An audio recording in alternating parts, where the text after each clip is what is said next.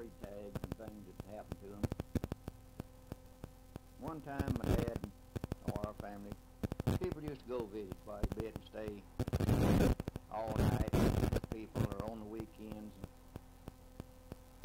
Just everybody was real happy because you never get to see them too often. And we went up to Uncle Charlie's one time. He was living on what they call the old Shelley place off of Highway 290, or better known as Fredericksburg Road at the time. We went up there and messing around. Anyway, I asked Uncle Charlie, I said, "Where's Pete?" He said, "Oh," said, "he's crossed that little old creek over there planting some peas or beans." Anyway, it was a bunch of little white beans, I guess it was. Uncle Charlie had two of the beautiful white, I believe they were white horses, big old son of guns. If my memory serves me right, they were named Dick and Hosco. And he told me, he said, "Elmo, if you go over there and get Son," which was Pete, he said, "see how much he likes being through planting those beans, and tell him to hurry up." He said, we'll all go to town." And I'll tell you, when somebody wants to say us back in them days, hurry up and do something, we can go to town, man, I'll tell you what, that's just like, I don't know what this day and time is more exciting than going to a Willie Nelson 4th of July picnic. And I went over there and told Pete, and he had a sack, all the stuff them days, instead of coming in paper sacks, they come in little cloth sacks. I guess Pete had I'd estimate maybe 10 pounds of peas left. And when I told him that Uncle Charlie said hurry up and get through, we could go to town, off out there to the side a little bit is a big old thicket of brush and a big armadillo den out there. Pete snuck out there and taken poured all those peas down in that darn den. And I helped him, and we taken leaves in our feet and we dug dirt and kicked around till we could fill that hole up, cover those peas up. And he made a couple more rounds with the old the old planer. And then we went on back up the house and said we was through. And to this day, I guess, unless Pete has told somebody, I don't think there's anybody that ever knew anything about that. Hold on a minute. Well, I'm back. Had to go answer telephone. My oldest daughter had to holler at me. And, well, anyway, the little incident about the beans and Pete and us, I tell you what, back in them days, we had, well, you didn't get to go to town much. I'm going to tell you, if you got a chance to go to town, or even go to a store, oh, you was thinking that was something. And I had a uncle, Joe Palvido, great old man. He loved to go hunting. He loved to deer hunt. And I'm telling you, I hunted with that man so many times, and I used to laugh at that man till I almost cried every time we'd go out. Uncle Joe never could walk without stumbling. He could stumble and stomp his toes on stuff more than any man that I have ever seen in my life. And it wouldn't have been so bad if he'd just stomp his toes and all, but he would stomp his toes and then he'd start running. And it seemed like he would run 25, 30 yards before he'd ever get his footing and stop. And I used to laugh at him, I tell you. Got more kick out of going deer hunting with that old man than anybody I know of. Well, anyway, they lived down here off in South Austin on what's called Newton Street at that time this all taking place.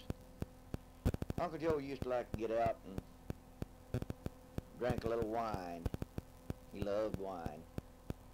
Had an old 1935 Chevrolet station wagon. The old body was wood back in them days. I was down there one time, so Uncle Joe said, "Elmo," said, "you want to go up Cedar Valley with me and get some wood?" I said, "Yeah, I'll go." So he had an old shotgun, and he had a deer rifle. I can't remember what the caliber was, 44, 40 or something like that. put them in the car, and I kind of had an idea what he wanted to do. He said, we'll go up there and get a load of wood. And, of course, first thing we did, I don't even think his wife, which was my daddy's sister, her name was Blanche, ain't Blanche, I don't think she ever knew anything about this, and anybody else, but Uncle Joe, we hadn't more than got away from the house, and the first story Uncle Joe stopped, well, he had to stop and get him some wine. Well, he started hitting that wine.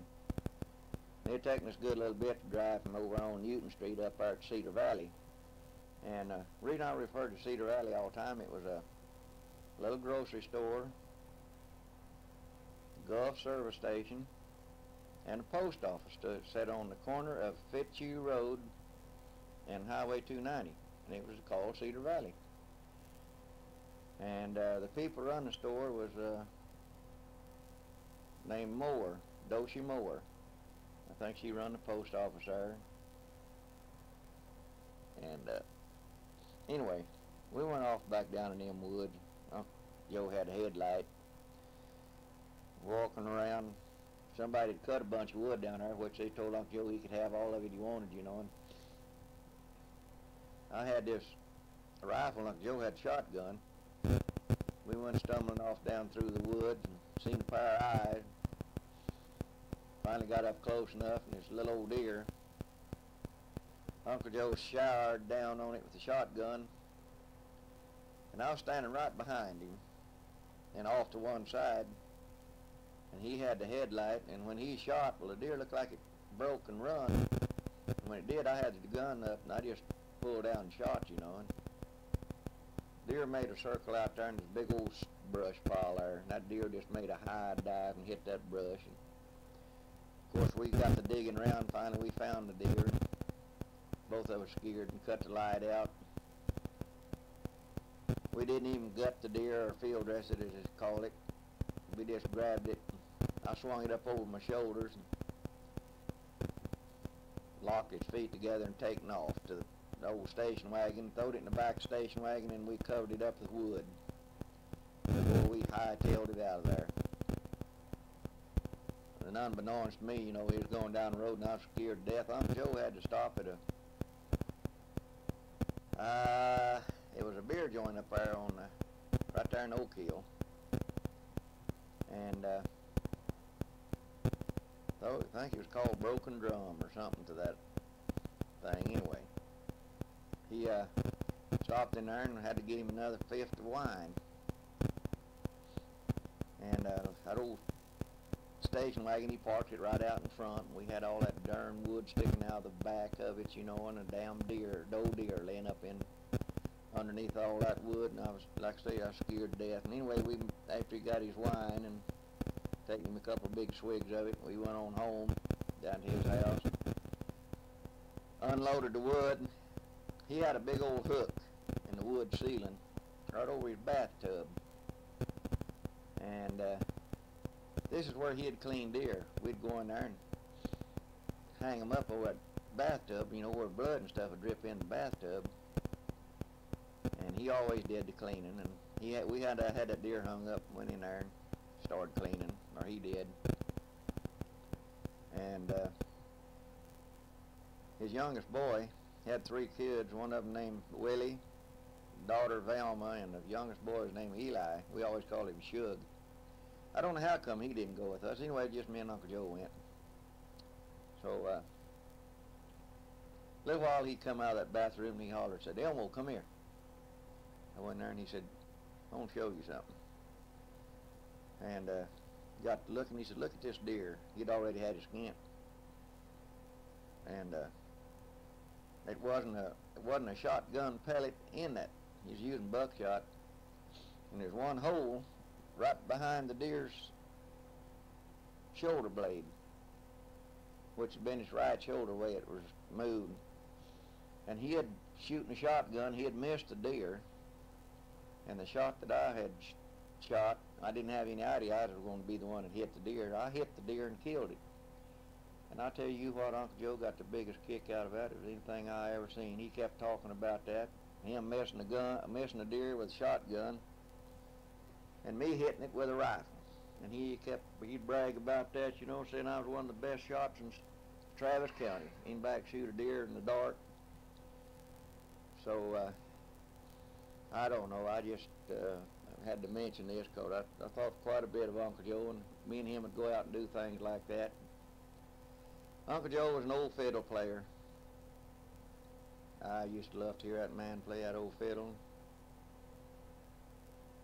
Eli or Shug, he always accompanied him on pick guitar. Sometimes then I think he learned how to play then banjo. Kind of musical family. I just wish some of that could have rubbed off on me, because I used to, well, on 4th of July years ago, the city of Austin used to put on what's called Old Fiddlers Contest every 4th down here at Barton Springs. And it was really a big deal. They had kind of a little carnival deal and all kind of stuff set up down there. And they just really made it something nice and for the people to enjoy. And they had this Old Fiddlers Contest. I tell you, Uncle Joe would win it almost every year, because that man could play these old breakdowns and stuff. Oh, Lordy, I just wished it. The man could have had a tape recorder back then and tape some of his fiddle playing. And all self-learned. He didn't, as far as I know, Uncle Joe didn't have anybody teach him nothing. It's something he just picked up and he just loved to do. And I tell you, he loves to play a fiddle. Gosh almighty. And of course, we get to see the Palvador, Velma, and Shug. He lives in Houston. They come to a family reunion, and of course we have to reminisce a lot about things like this. So I don't know, it's just, while I'm talking about all this, and it just brings back old memories and things that happened. What good, I still think it was good times. I just don't believe, this may be, call this a jet age, in which I guess it is, but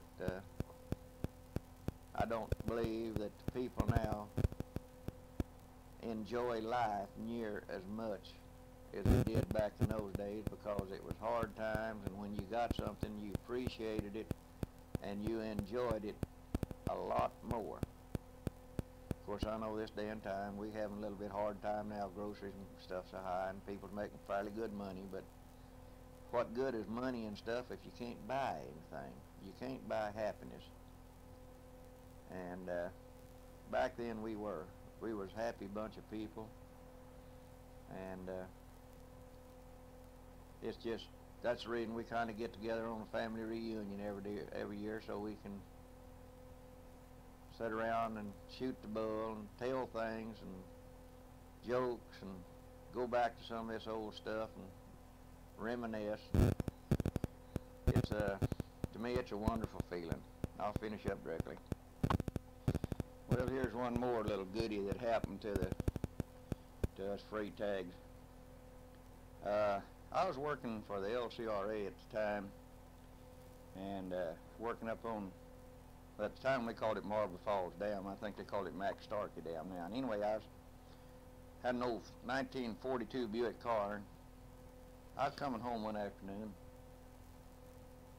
My bud, Wesley, was up at trading post, and I stopped and talked to him, and he went up there to get some ice. And Daddy had a little old green 1940 Ford pickup. Anyway, I taken off and was coming on home, and Wesley got trying to catch me. Me and him kind of racing. Well, it wasn't anything that I don't know of in Travis County that would hug the road any better than that dang little old 42 Buick Special. I mean, that was a road-hugging car. Anyway, up here on Bee Cave Road, and come around the curve, and there's some people lived up there now. The house burnt down. Old man Joe Hudson. Well, we come around the curve there, and road kind of straightened out a little bit, and I happened to look up in the rear view mirror, and I seen that old green Ford pickup coming down the road backward. That Wesley had done lost control of that thing, So I throwed on the brakes, put that Buick in reverse, and well, here I went back. And stopped down there on a little piece and jumped out and went to running. Well, Wesley was standing up on the side of the road.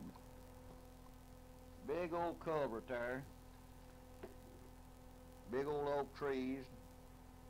And that Ford pickup went in between all those trees off that old big culvert and was laying way down in the pasture on its side. Tools were scattered.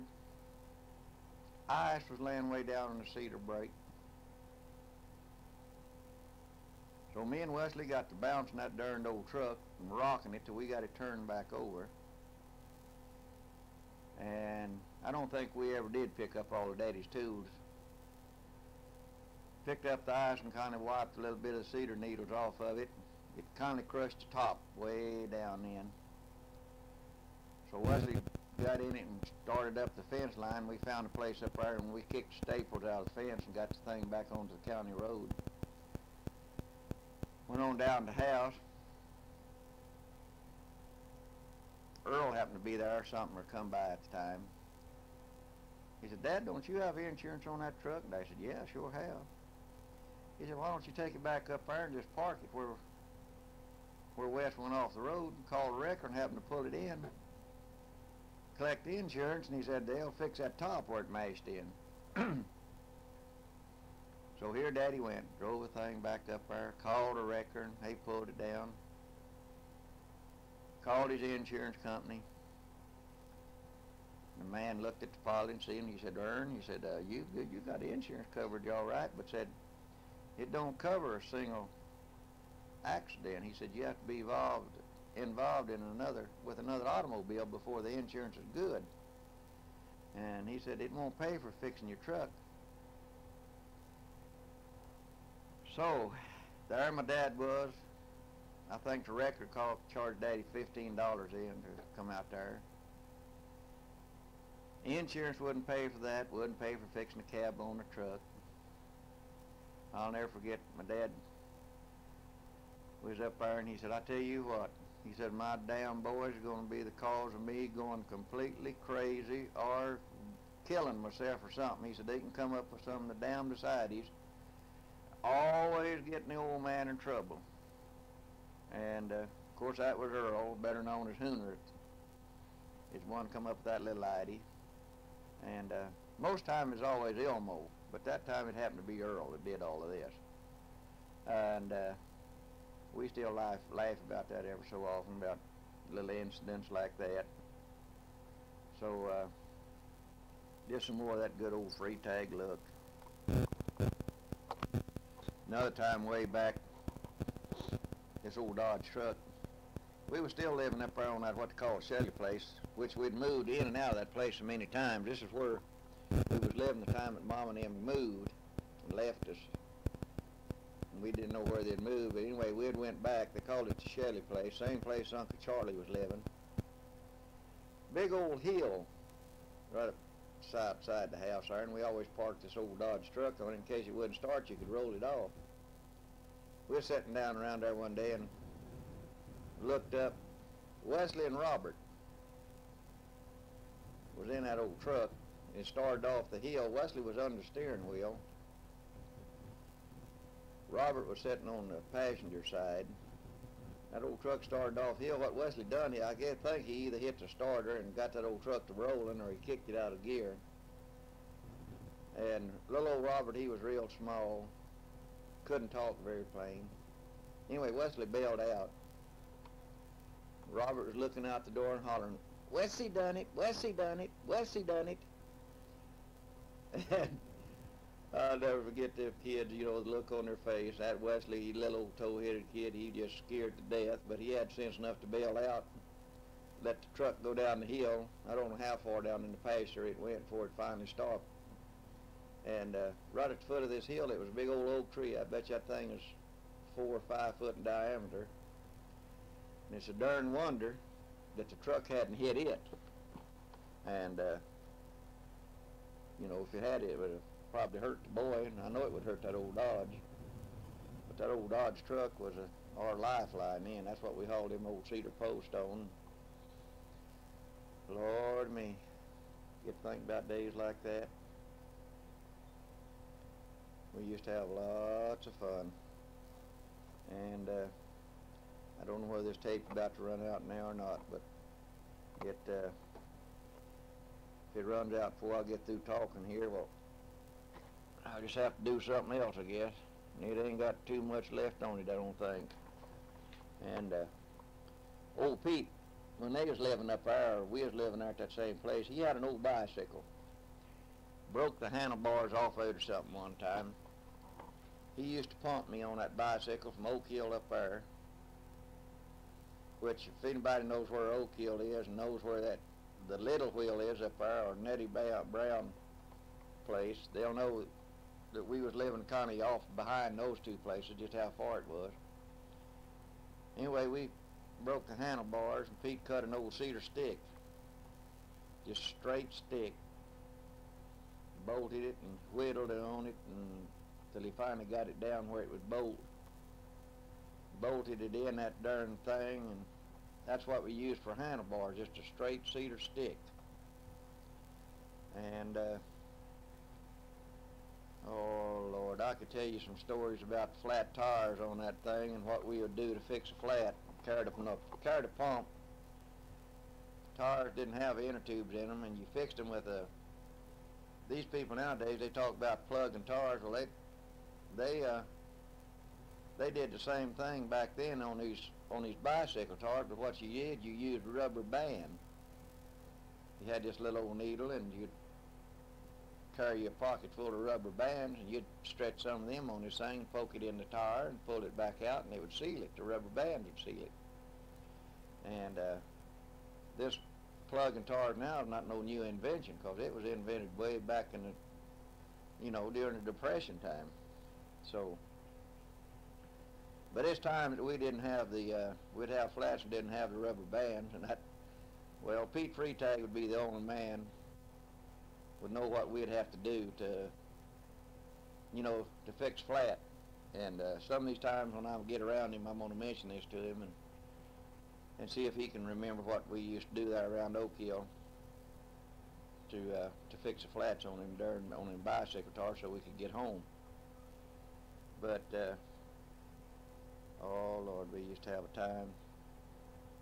Another cousin of mine, old Donnie, which he's done passed away now. He used to have a little old dog named Snap.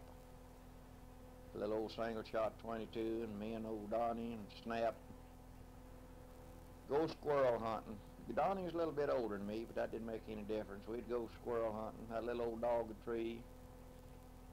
Donnie would shoot him with that little old single shot 22. Darn little old 22 shorts. Little old 22 is a little old, had to pull a hammer back on it. I think he bought it from Montgomery Ward, someplace like that.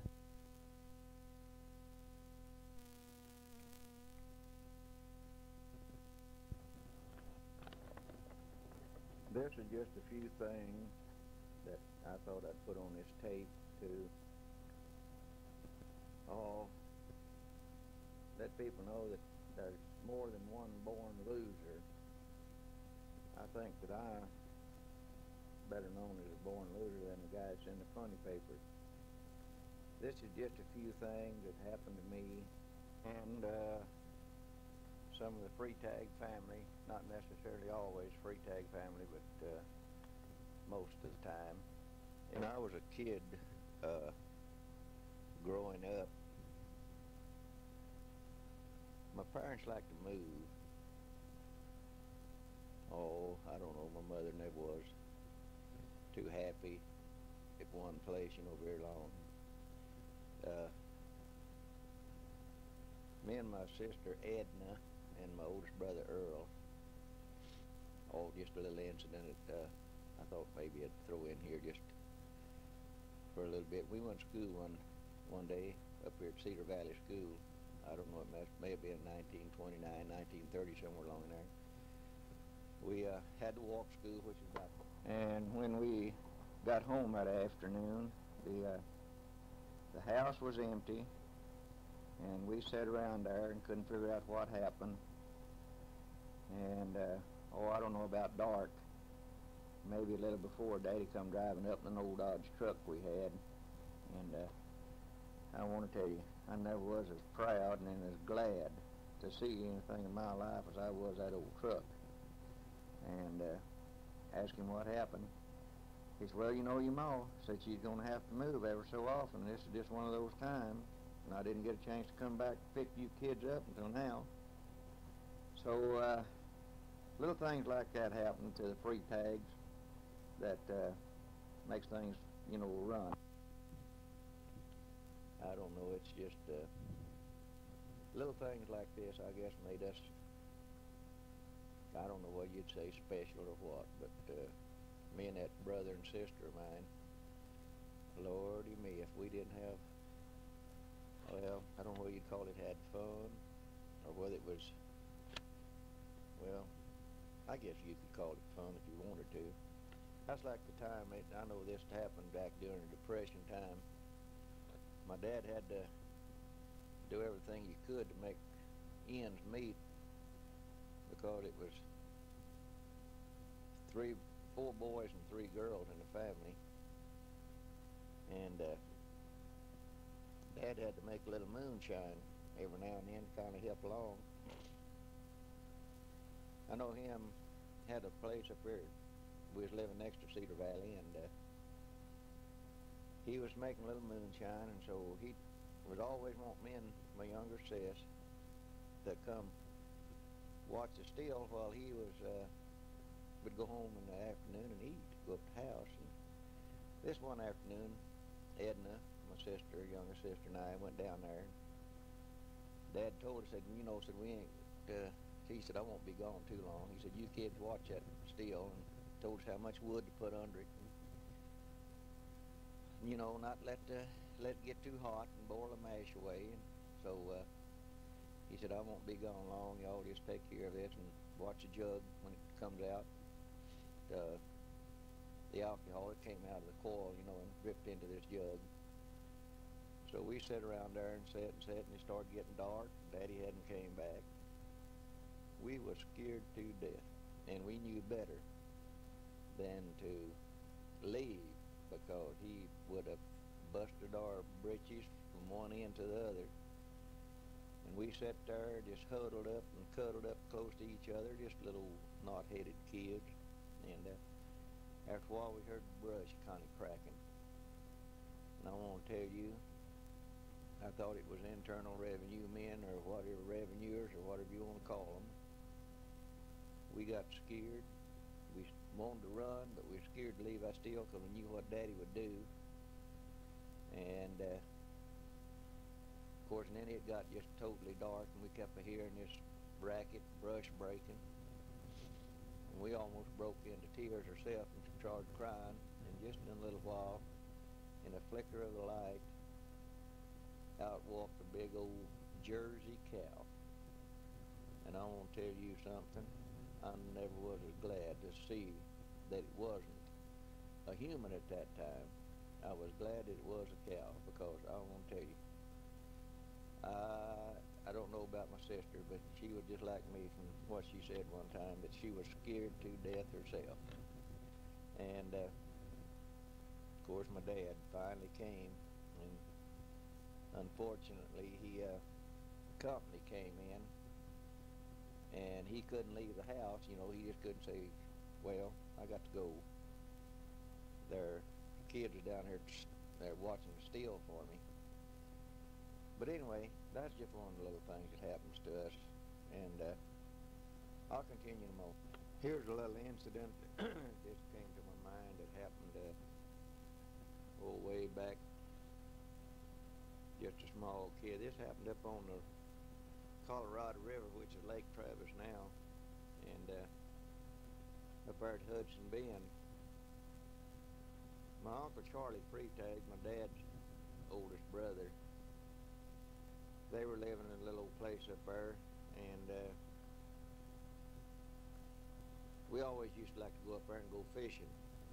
So we went up there this one time and went fishing and visit mostly, and so Daddy and Uncle Charlie decided they were going to put out some throw lines or a trot line up on in the river, which most time you just wade to the river and put trot lines out.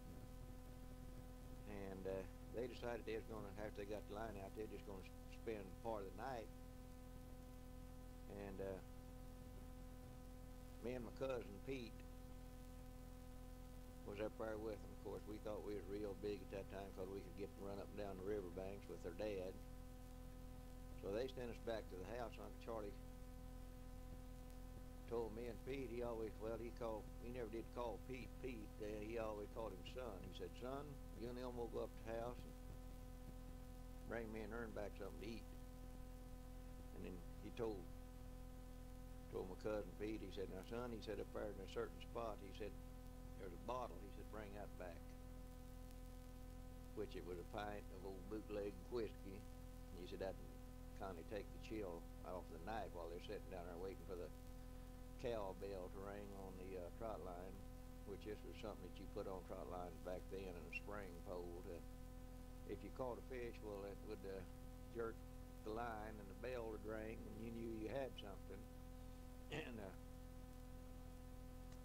anyway, we went up to the house and my Aunt Dora and my mother fixed up 2 big nice plates of stuff for my dad and Uncle Charlie, and here we went back down the hill and across the field and down to the river and started up the river bank barefooted, and it was getting pretty close to dark. Walking along there, and we did that. Old Pete, something happened and he fell, and when he did, well, he throwed the plate, the pint of whiskey right out in the edge of the river, and I guess as Justin Wilson said, kathunk, it sunk. And man, he off with his clothes and he hit the water just like some kind of a retriever. And I asked him, I said, well, why don't you just let that stuff go? I said, food, you couldn't eat it anyway. And he said, well, he said, I'm not after the food. He said, I'm after that whiskey. He said, if I went back up there and said, Papa didn't have that bottle of whiskey, he said he would rip me up one side and down the other. And that boy just kept diving in that water and diving until he finally did. He found that pint of whiskey. Well, we had 1 plate of food and a pint of whiskey, and we taken it up there. And of course, I think the men really got a kick out of that.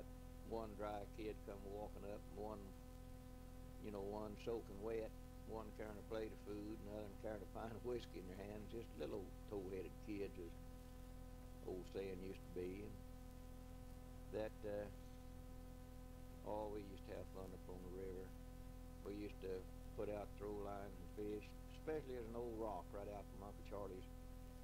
Out there, stood out in the water, had a big old iron ring, was grouted in with lead out in this rock, and I don't think anybody up in that part of the country ever knew why it was out in there.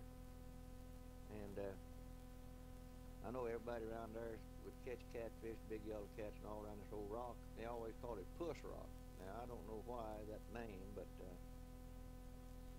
I imagine you could ask that cousin of mine, Pete, right today, and ask him if he knew anything about Puss Rock, and he could flat tell you that that was one of the best rocks up there on the Colorado River to get fish out from under. People in them days wanted to have a fish fry or something. They wouldn't put out lines to catch fish unless they wanted to. Most of the time they knew where that there was holes under rocks and in banks and stuff like that, and always big old fish would stay, and they'd just go up there with a grab hook or go under and grab them by their hand and bring them out. And well, as they always said, them was the good old days. And to me right now, I think they were the good old days. I just think, I sit around sometime and get to thinking about all this, and I just figured maybe sometime, maybe some of my kids or somebody would like to hear some of the things that happened and how it happened. And I know we used to chop cedar post. A lot of people don't know what that is this day and time, but back then it was an honest way to make a living, and you sure had to know what you was doing, to cut a cedar tree down and get the most money out of it. And it was hard work, which I have an ankle on my right foot, the inside ankle, which is very bad to this day from a chopping axe, which I missed the post that I was hitting at and come on down and cut my ankle, and I'll never forget that as long as I live, and how hurt it did hurt. Had to spend quite a few days in the hospital. Yeah, just a little old kid. But anyway, we used to go to Barton Creek. Cousin of mine, George Freitag, and I said a while ago Uncle Charlie was the oldest. I don't believe he was. I believe Uncle Elmo was one of the oldest, then Uncle Charlie. Anyway, George was the oldest son of Uncle Elmo's boy, and anyway, I don't know whether that made sense or not, but anyway, it was an old big nice hole of water in Barton Creek down from where we lived up there outside of Bee Cave. George and us, we'd all get down there and we'd cut cedar post in hot summertime. I don't know, this old hole of water, everybody called it Ray Hole. I don't know where they ever got the idea Ray, but anyway, George, we'd be loaded post and you could hear him holler at my dad. He'd holler, "Ray Hole, Ern, Ray Hole." And man, that meant you would go and hit the water. And we really enjoyed stuff like that. And a lot of times up there on Little Barton Creek, which is on Hamilton Pool Road now, and it had a low water bridge crossing there, and there's a big old hole of water there. You didn't see too many people on the road at that day and time, and we used to be coming off the hill up there, and we'd load the cedar posts on trucks, and we'd start peeling our clothes off way before we'd get to that hole of water. So we could, when we got there, we'd stop the truck. Then it was always, well, who the last one in is a rotten egg type deal, you know. And a lot of times they'd leave them old trucks just a rolling, Daddy and Uncle and George, and we'd hit that hole of water down there. And I bet you if people had come along, they thought it was a bunch of nuts or something out there, all swimming nude, and in that hole of water. But after you spend quite a few hours chopping cedar posts and loading them, you get real sweaty. You know, you don't, you know, you don't smell real perfumey or nothing like that. So we used to have a lot of fun on them old days like that. And I'm sure if you talk to old George Freitag, which he lives up here at Bee Cave now, that he would verify that little story, and just how much fun we had at that time. You know, if kids, you know, I tell my grandkids and my kids this day and time about how we used to have to play when I was a kid growing up. We lived up here at Cedar Valley, right off what's called Thomas Springs Road now. There was an old field, I guess maybe 35, 40 acre field, hadn't been cultivated in quite a few years. Me and my brother Earl and a couple of my cousins, Albie J and Carl J, we had these metal hooks that we would roll.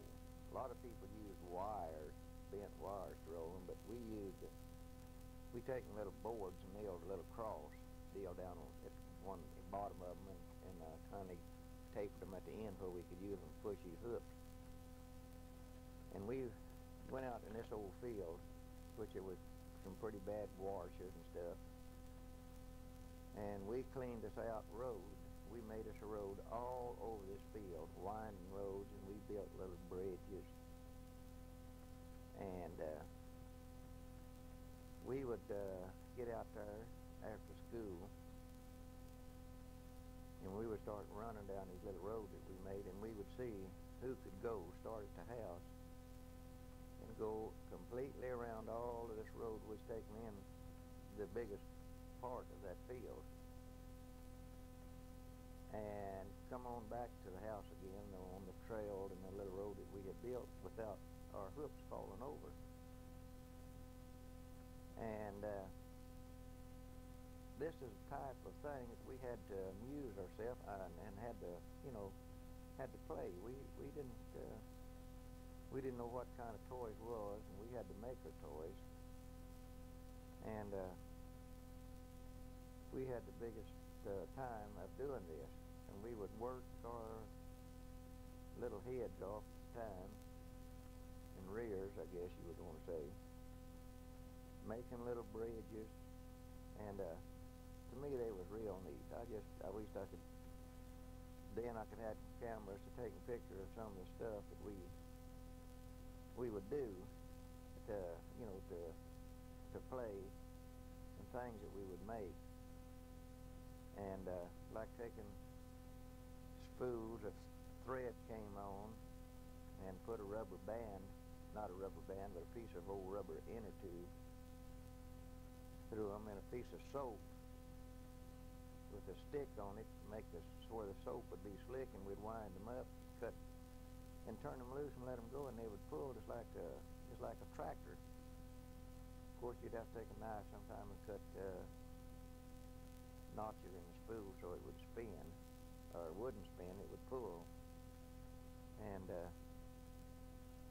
oh, I don't know, you get back in them kind of days and all, you'd create things, and you know, kind of to play with, because like I say, you didn't have the money to run to town every day or two and to buy toys. If you had any money, it was spent on groceries, or a lot of people back then called it grub. So we had a lot of fun, and them two cousins, old Alvy, and Carl J, they just two of the finest kids that you ever seen. And I think they came from up Oklahoma way. And anyway, we have a family reunion every year, and we get sitting around, all of us knuckleheads, old fogies like myself. We get talking about these days, about deer hunting, which reminds me one time back during Depression, my dad and cousin John Reed was living up off Hamilton Pool Road on John's daddy's place, which Uncle Cap Reed. And you very seldom ever seen a deer, because I tell you, everybody was hunting them. And finally we happened to go out back in the pasture back on between Uncle Cap's place and Uncle Will Johnson. And John finally seen an old doe and shot it. And he hollered as loud, you could have heard him 15 miles, I guess, if you'd been listening. And of course, this may not make sense to anybody, but it did to us at that time. He hollered just as loud as he could, "Vinslin for Denlin." And it's something my mother always would do. My dad, John, used to have to, they'd go out headlighting quite a bit to kill meat during the Depression. My mother would always, regardless what time of night they'd come in, they'd clean a deer, and she'd fire up the old wood stove, and she'd make a big old pan of biscuits and fry up a bunch of backstrap and make some good old cream gravy, or milk gravy as we called it. And we would all sit down and eat this fresh deer meat, hot biscuits, and this gravy. And I want to tell you, I don't think it's anything, anywhere, this day and time or then, it tastes any better